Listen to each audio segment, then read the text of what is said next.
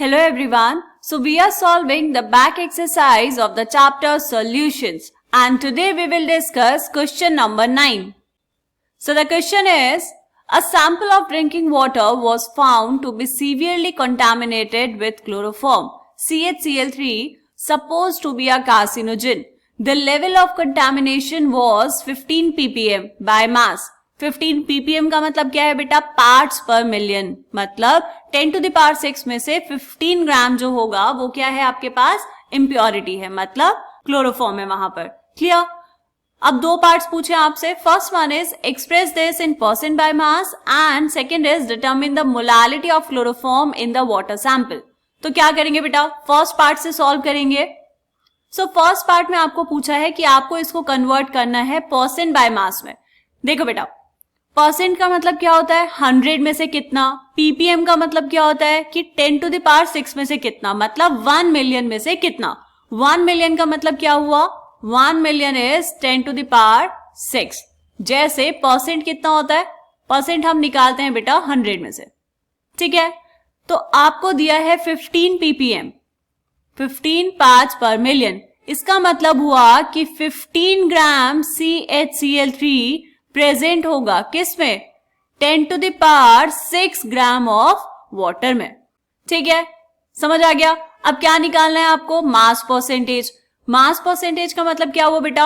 आपको निकालना है 100 में से. तो मास परसेंटेज हम निकालते हैं मास of CHCl3 divide by total mass of solution, total mass of solution into 100. This is mass percentage. तो मास ऑफ CHCl3 कितना है बेटा? 15 grams divide by total mass of solution is 10 to the power 6 grams into 100. 100 का मतलब क्या हुआ? 100 को आप लिख सकते हैं 10 to the power 2. 10 to the power 2.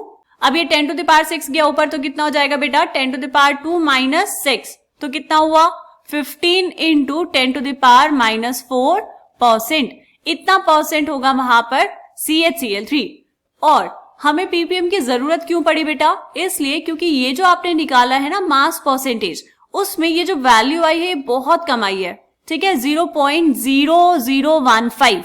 अब ये इतनी छोटी वैल्यू है तो 100 में से इस वैल्यू को समझना मुश्किल था. इसीलिए हमने क्या कहा कि अगर 100 में से इतना है तो 1 मिलियन में से होगा 15 ग्राम्स, 15 ppm. वो आसान था. ठीक, तो बस यही डिफरेंस है दोनों में. तो फर्स्ट पार्ट का आंसर आ गया आपका. उसके बाद सेकेंड पार्ट में क्या करना है बेटा? सेकेंड पार्ट में आपको कैलकुलेट करना है molality of chloroform in water sample. कैसे करते हैं? सबसे पहले हमें निकालने पड़ेंगे number of moles of CHCl3. Number of moles कैसे निकालेंगे बेटा?